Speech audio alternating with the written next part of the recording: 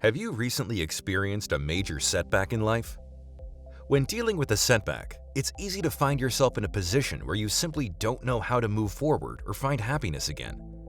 That said, in this video, we'll talk about 9 different strategies you can use to overcome a devastating setback. Now be sure to watch this whole video to the end, because I will also provide a free resource you can use to take action on the strategies we're about to discuss. And finally, if you enjoy the content of this video, then please help us out by taking a few seconds to hit the like button. 1. Focus on reflection instead of avoidance. When dealing with a setback, your first instinct might be to simply put it aside and move on with your life as if nothing happened. Or you fuel yourself with false positivity in a desperate attempt to suffocate the shame and self-loathing which seems to have taken over your entire life. The truth is, we all experience the occasional setback in life. So no matter how much you avoid thinking or talking about it, you cannot deny your emotions. You can rationalize your setback, force yourself to forget it, but the emotional turmoil, that's something you need to face head-on. How do you do this? Through acceptance and self-reflection. Maybe shame, guilt, and self-loathing are not the ideal responses when dealing with the setback. But just because you label them as not okay and force yourself to avoid them, doesn't mean these feelings will magically go away. Instead, face your emotional pain head-on by asking a series of insightful questions like, what does this setback loss mean for me? How do I interpret it? When I think about my setback or loss, what emotions do I experience? How is my life different right now? Who are the people I can rely on to help me navigate this unpleasant situation? Take as much time as you need to reflect on each question. Look deep within yourself and write down an honest answer. 2. It's okay to mourn your loss. In general, we tend to associate the process of grieving and mourning with death. But even though we cannot compare a failed business venture with the death of a loved one, a loss is something that inevitably impacts your sense of well-being. When you lose something or someone that you have invested emotionally, financially, or spiritually into, the first feeling you might experience is a deep sense of helplessness. It is at that moment that you realize how little control you have over reality. No matter how much you plan, invest, and sacrifice, there's always that uncontrollable side of life that can ruin everything in an instant. Just remember that sadness is part of your emotional spectrum, a feeling that you need to embrace and validate if you wish to process your loss healthily. So if you want to move on after a setback, set aside some time to feel your emotions. There are no good and bad emotions. All emotional experiences are worthy of acceptance and understanding, even the least pleasant ones. And that's why I encourage you to give yourself 30 minutes each day for emotional well-being. 30 minutes during which you are free to feel anything. No avoidance, no censorship. 3. Rewrite your narrative. Working through the emotional struggles that naturally result from life's unexpected setbacks is just the beginning of your healing journey. The reason why it's crucial to validate your pain and accept it as part of your personal and professional growth is because this approach offers clarity.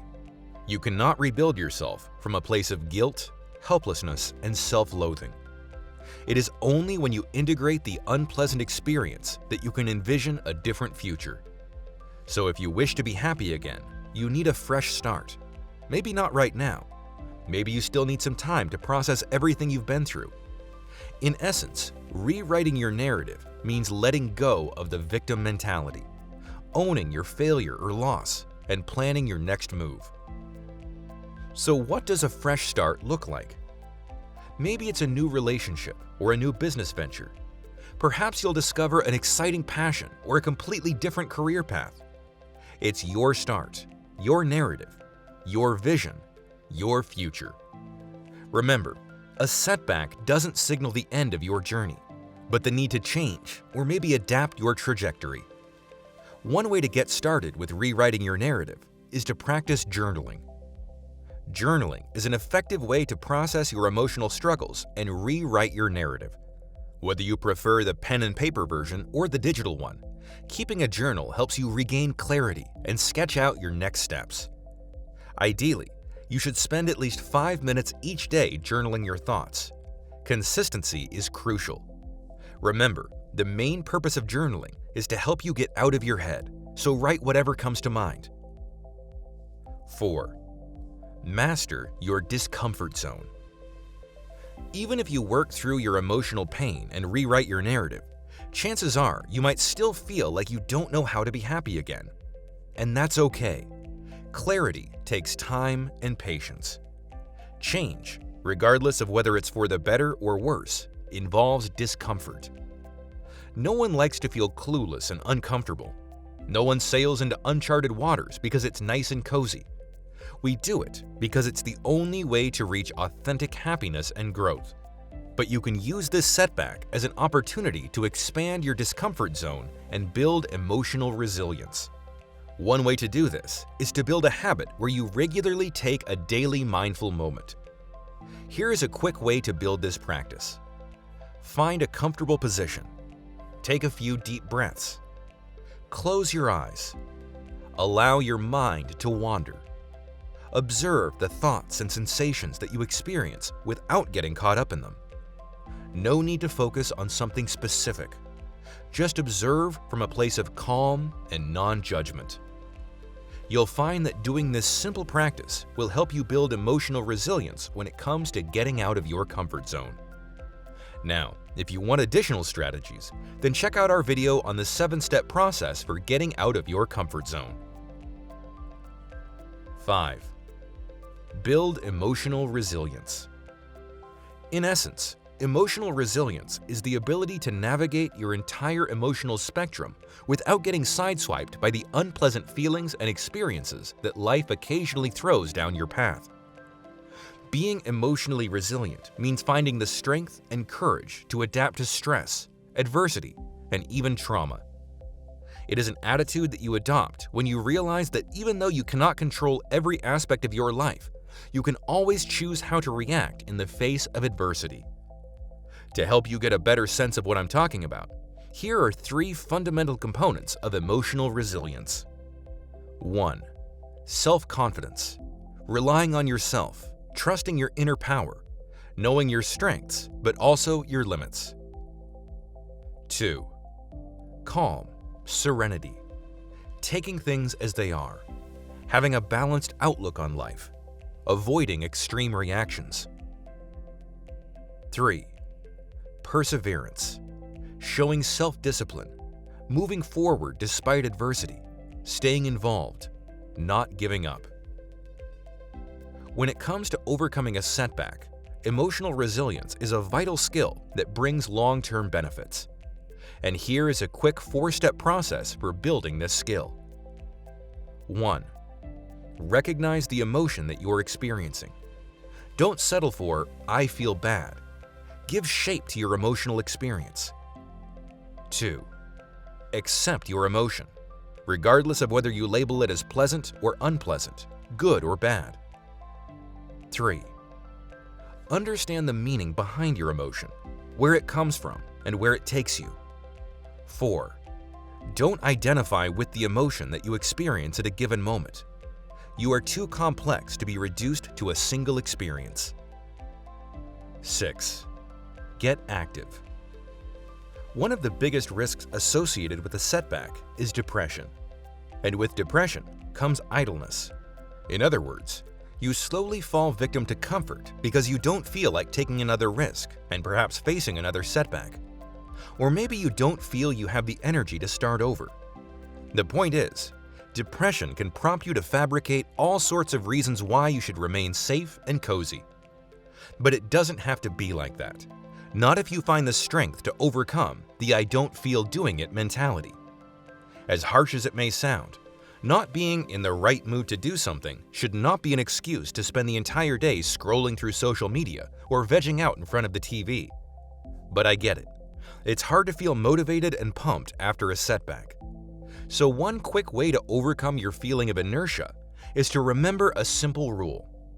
Less is better than none. There's no point in forcing yourself to hit the gym 1 hour each day if you can barely do 10 push-ups. There's no point in forcing yourself to read like Bill Gates when you barely have enough energy to go through 10 pages. Stick with the small steps. Instead of setting yourself up for failure by chasing huge goals, focus on getting there little by little. Consistency outweighs speed. And one quick strategy to help you is to get into the habit of regularly taking a nature walk. Nature walks are the perfect opportunity to clear your mind, regain focus, and reflect on your life.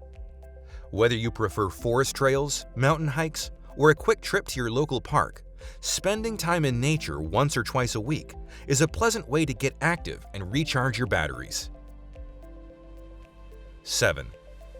Seek authentic happiness. As I said before, a setback can be the perfect opportunity for self-reflection and growth.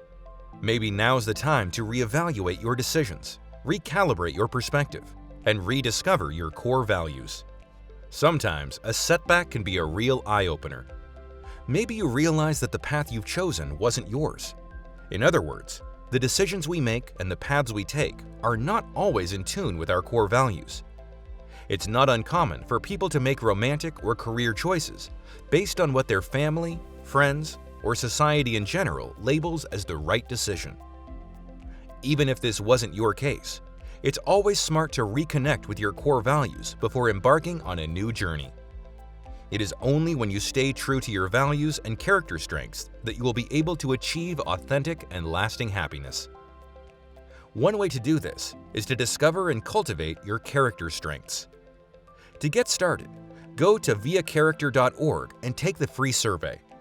Once the test reveals your 5 most valued character strengths, think of specific actions or practices that helps you cultivate each strength. If you wish to cultivate authentic happiness and achieve success, build your life around your character strengths.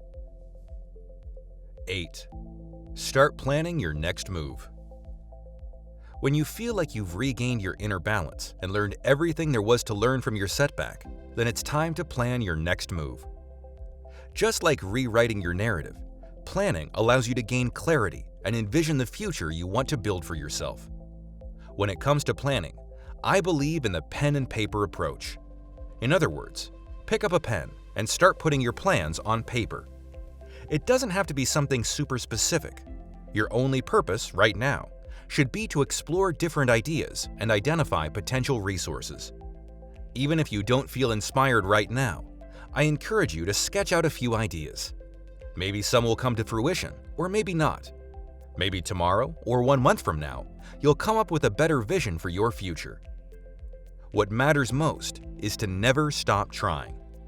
As Pablo Picasso said, inspiration exists, but it has to find you working.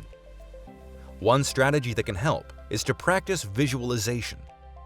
Just like journaling, visualization helps you explore different ideas and inspires you to pursue new and exciting opportunities. All you need to do is to find a comfortable position, close your eyes, focus on a goal, and allow your mind to wander in that direction. Imagine yourself conquering your goal or achieving your dream. How does it feel?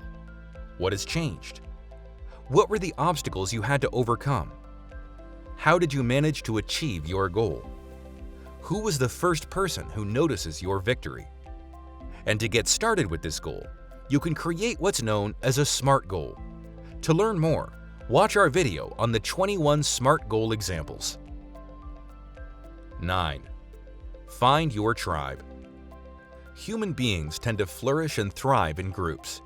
In fact, people with a strong and supportive social network have a better chance to recover and achieve post-traumatic growth than those who need to find their way out of a setback alone. You need to find the courage to face the world all by yourself while keeping an open heart and mind for those who make you feel like you belong. One simple way to do this is to surround yourself with your tribe. And here are a few ways to meet people who share a similar interest. Pick a hobby that involves teamwork and friendly competition. Volunteer for community work. Attend social events. Join a live personal development course. So that's 9 strategies you can use to overcome a setback and find happiness again. Now, if you want to take immediate action, I recommend picking one of the ideas that I just discussed and turn it into a habit. To get started, let's talk about the free tool that I promised in the introduction of this video. On our blog, we have a free printable you can use to track the important habits in your life that we'll link to in the description box of this video. Simply download this PDF and print this tracking sheet. Then track one or two of the ideas that we just discussed and focus on them for the next month. Finally, there are a variety of additional strategies you can use to stop wasting time. So if you want to finally break the cycle of waiting until the last minute to work on an important task, then click and watch our video on the 5 anti-procrastination habits.